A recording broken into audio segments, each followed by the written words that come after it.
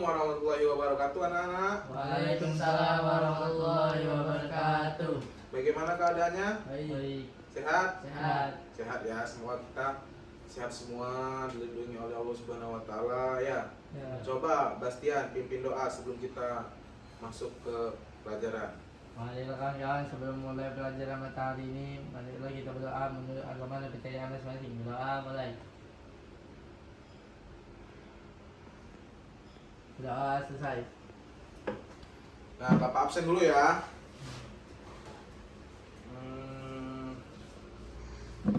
Alfarezi Sakit.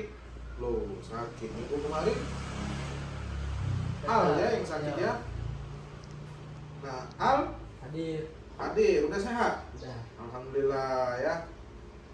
Harus jaga-jaga kesehatan ya, apalagi walaupun di musim sekarang Covid ini sudah sedikit merendah, menurun, kita harus tetap jaga kesehatan ya. Ya, Bastian. Hadir, Pak. Ya, hadir. Jadi Alfarezi ya yang nggak masuk. Sakit apa dia? Demam ya, Pak? Demam ya? Oh, bilangin ya biar cepat sembuh. Pak. Gimana? Udah pada makan belum hari ini? Alhamdulillah sudah, Pak. Sudah ya? Ya. Kelihatannya udah pada makan semua ini, kelihatan dari muka-mukanya ini seger-seger semua. Ya. Nah, hari ini kita akan mempelajari materi apa ini? Materi Hari ini. Petridopita ya. Pada materi yang kedua ini, pertemuan kita yang kedua ini, kita akan membahas materi tentang Petridopita atau tumbuhan paku. Coba, minggu kemarin pada pertemuan kita yang pertama itu kita membahas tentang materi apa, Bastian? Bryophyta itu apa? Tumbuhan lumut. Coba, Bapak ingin Bastian menjelaskan sedikit tentang materi kita minggu lalu. Kan Al kan nggak masuk minggu kemarin kan? Coba Bastian, materi Bryophyta itu apa sih? Bryophyta adalah tumbuhan lumut, merupakan sekumpulan tumbuhan kecil yang dimaksud dalam Bryophyta. Coba selanjutnya ciri-ciri tumbuhan lumut itu apa? Al. Tumbuhan lumut mengalami penggiliran keturunan metagenetis. Dalam proses metagenesis ini, lumut mengalami dua fase kehidupan, yaitu gematofit, haploid, dan fase profit. Oke, cukup. Nah, tahu kan tumbuhan lumut, Bastian sama Al kemarin kan sudah Bapak bawa kan? Contohnya ini merupakan contoh tumbuhan lumut yang berada yang sering menempel di tembok, ya kan? Nah, kali ini kita akan mempelajari materi pada pertemuan ini materi Petridopita atau tumbuhan paku. Nah, ini Bapak bawa contohnya ini. Contohnya itu herbarium kering. Kemarin Bapak membawa contoh pada materi Bryophyta itu herbarium basah. Ini seperti ini. Dan kali ini Bapak membawa contoh tumbuhan atau herbarium kering dalam bentuk tumbuhan paku. Nah, coba Bastian sama Al. Ini Bapak ada dua. Bisa kalian lihat ya. Oke. Masuk ke materinya ya, Bastian. Nah, ini tumbuhan paku atau Petridopita itu merupakan divisi dari kingdom Plantae yang anggotanya memiliki akar, batang, dan daun yang sejati. Nah, serta memiliki pembuluh pengangkut. Petridopita ini berasal dari kata pteron yang artinya sayap bulu dan piton yang artinya tumbuhan.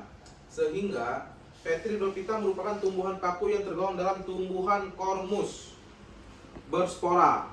Nah, jadi tumbuhan Petridopita ini atau tumbuhan paku ini berspora, di mana tumbuhan ini menghasilkan spora dan memiliki susunan daun yang umumnya membentuk bangun sayap, yaitu pada pucuknya yang terdapat bulu-bulu. Nah, yang selanjutnya itu merupakan ciri-ciri tumbuhan Petridopita atau tumbuhan paku. Coba Bastian jelasin apa saja itu ciri-ciri tumbuhan Petridopita tuh. Ciri tumbuhan paku di antaranya adalah akar, batang, daun, memiliki bekas pembuluh angkut, merupakan xilem atau phloem. Loem. Dapat ditimbulkan di air, tempat lembab, menempel pada tumbuhan lain, sebagai enfit atau sisa-sisa tumbuhan lain, dan sampah-sampah sebagai saprofit.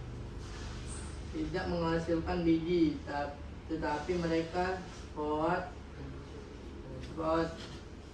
terdapat di dalam kotak. Sport merupakan polarium. Kotak-kotak sport tersebut terkumpul dari sorum. Sorum ini merupakan kumpulan di permukaan bawah dari sehelai daun. Mengalami giliran keturunan metagenesis. Tumbuhan paku yang kita lihat sehari-hari disebut dengan generasi sporofit. Nah, itu ciri-ciri tumbuhan paku itu juga ada daun yang masih muda menggulung, dan daun tumbuhan paku ada yang khusus menghasilkan spora yang disebut dengan sporofil, dan yang tidak menghasilkan spora itu disebut dengan tropofil. Nah, itu berfungsi untuk Fotosintesis. Nah, benar, fotosintesis. Dan juga ciri-ciri tumbuhan paku itu tuh tidak ada yang berbunga. Nah, selanjutnya itu yang terakhir, umumnya memiliki rizom atau batang yang terdapat di dalam Tanah. Nah, iya.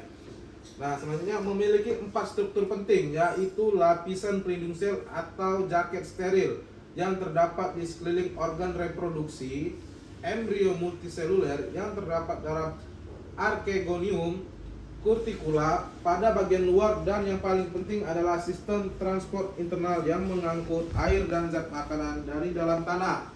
Nah, sistem transport ini sama baiknya seperti pengorganisasian transport air dan zat makanan pada tumbuhan tingkat tinggi. Struktur tubuh tumbuhan paku. Nah, akar pada tumbuhan paku ini atau Petridophyta ini bersifat seperti akar serabut. Tahu akar serabut kan? Nah, ujungnya dilindungi kalitra yang terdiri atas sel-sel yang dapat dibedakan dengan sel-sel akarnya sendiri. Dan batangnya itu pada bagian jenis tumbuhan paku ini, batang tidak tampak karena terdapat di dalam tanah berupa rimbang, mungkin menjalar atau sedikit tegak. Jika muncul di atas permukaan tanah, batangnya ini sangat pendek, sekitar 0,5 meter. Akan tetapi ada batang beberapa jenis tumbuhan paku seperti paku pohon atau paku tiang yang panjangnya mencapai 5 meter dan kadang-kadang bercabang, misalnya seperti Alsophila dan Satea. Dan yang ketiga itu daun. Nah, daun pada tumbuhan paku ini bentuknya selalu melingkar. Jadi daun pada tumbuhan paku ini bentuknya itu akan selalu melingkar. Nah, dan menggulung pada usia muda. Pada usia muda ya. Berdasarkan bentuk, ukuran dan susunannya, daun paku dibedakan antara epidermis, daging daun, dan tulang daun. Berdasarkan bentuk daun dibedakan lagi menjadi mikrofil dan makrofil. Nah, yang ketiga itu ada divisi tumbuhan paku atau Petridophyta. Tumbuhan paku dibagi menjadi 3 kelas. Yang pertama apa saja? Ayo sebutkan, Al. Tumbuhan paku sejati, Petropia, tumbuhan paku kawat, Lysopodiaphyta, tumbuhan paku ranjang, Psilopotia. Nah, Bapak akan jelaskan ya satu-satu dalam divisi tumbuhan paku tersebut. Yang pertama itu kita masuk ke tumbuhan paku sejati atau Pteridophyta. Nah, tumbuhan pakis ini mempunyai daun-daun besar. Nah, pada itu kan gambar ya kan? Bisa kalian lihat, memiliki daun-daun besar, bertangkai, mempunyai banyak tulang, dan pada sisi bawahnya terdapat sporanium. Dapat menumbuhkan tumbuhan paku jenis paku sejati atau paku pakis ini di tempat-tempat yang teduh dan lembab. Nah, contoh pada tumbuhan paku sejati itu yang Bapak buat di herbarium kering yang dipegang oleh Bastian. Coba lihat itu tumbuhan paku sejati. Dan yang kedua itu ada tumbuhan paku kawat. Ciri-ciri tumbuhan ini memiliki daun-daun kecil, tidak bertangkai, batang seperti kawat, akarnya bercabang, bertulang satu. Ada beberapa jenis paku kawat yang daunnya mempunyai lidah-lidah atau ligula yang tersusun rapat membentuk garis spiral. Spora ngirum terdapat pada ketiak daun dan berkumpul membentuk seperti kerucut. Jenis paku kawat atau paku rambut yaitu Lycopodium cleatum Salaginella sp. Nah, yang terakhir itu ada tumbuhan paku telanjang atau Psilophyta. Nah, jenis tumbuhan paku ini mempunyai cabang-cabang yang berbentuk garpu dengan sporangium pada setiap ujungnya. Mereka memperoleh makanan dengan bersimbiosis dengan jamur. Itu sebabnya paku telanjang tidak memiliki klorofil. Nah, jadi paku telanjang ini tidak memiliki klorofil ya. Nah, jenis tumbuhan paku telanjang ini yaitu Rhinia major dan Psilotum.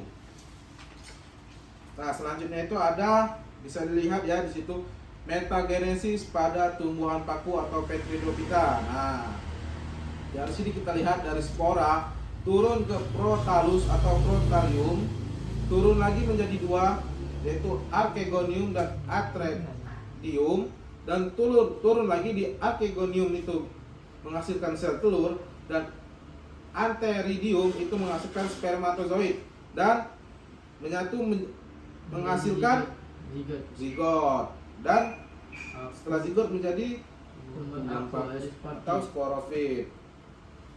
Nah, Bapak jelaskan sedikit tentang metagenesis tumbuhan paku. Reproduksi tumbuhan ini dapat secara aseksual atau vegetatif, yakni dengan stolon yang menghasilkan gema atau tunas. Gema adalah anakan pada tulang daun atau kaki daun yang mengandung spora. Reproduksi secara seksual atau generatif melalui pembentukan sel kelamin jantan dan betina oleh alat kelamin yang disebut dengan gametonium. Nah, gametonium jantan Atheridium menghasilkan spermatozoid dan gametonium betina menghasilkan sel telur atau ovum. Seperti halnya tumbuhan lumut. Nah, tumbuhan paku ini mengalami metagenesis atau pergiliran keturunan. Nah, selanjutnya ini Bapak yang terakhir akan menjelaskan tentang peran tumbuhan paku bagi kehidupan. Coba, Bastian, apa saja peran tumbuhan paku bagi kehidupan? Coba lihat di materi terakhir itu. Selanjutnya gitu. Saja, coba. Nah, peran tumbuhan bagi kehidupan. Coba Bastian jelaskan. Peran tumbuhan paku dalam kehidupan sehari-hari diantaranya adalah tumbuhan paku dapat dijadikan tanaman hias. Tumbuhan paku dapat dijadikan bahan panggang yaitu sebagai cairan. Tumbuhan paku dapat berfungsi sebagai sumber energi fosil alternatif. Tumbuhan paku dapat dijadikan sebagai bahan dasar alat penggosong seperti amplas dengan makanan jenis paku jenis ekor kuda atau Ecositum sp. Tumbuhan paku dapat dijadikan obat tradisional. Ada beberapa tumbuhan paku yang memiliki struktur tanaman kuat sehingga kita menjadi fondasi bangunan. Tumbuhan paku dapat dijadikan sebagai bahan pupuk hijau. Nah, selesai ya materi Petridophyta itu tumbuhan paku. Jadi ada yang ingin ditanyakan? Ada yang masih belum mengerti? Bastian sama Al, tolong disampaikan sama Alfarezi nanti ya. Semoga cepat sembuh ya. Terus juga Al, tolong itu materinya itu dibagi ke Alfarezi ya. Nah, yang Bapak bawa itu merupakan herbarium kering. Nah, itu termasuk ke dalam peran tumbuhan paku bagi kehidupan itu. Ke tumbuhan paku dijadikan tanaman hias. Itu menjadi tanaman hias itu bisa menjadi bingkai, bisa ditempel di dinding, jadi hiasan rumah kan, gitu kan. Nah, oke, mungkin sekian ya dari Bapak. Tidak ada yang ingin ditanyakan lagi? Tidak ada. Ya, Bapak tutup. Apabila Bapak ada salah, Bapak mohon maaf. Sebelum kita tutup, Bastian pimpin doa. Marilah kawan-kawan sesudah mata pelajaran pada hari ini kita berdoa menurut agama dan percayaan masing-masing. Berdoa mulai. Doa selesai. Oke ya. Bapak akhiri, wabillahi taufiq wal hidayah. Wassalamualaikum warahmatullahi wabarakatuh. Waalaikumsalam warahmatullahi wabarakatuh.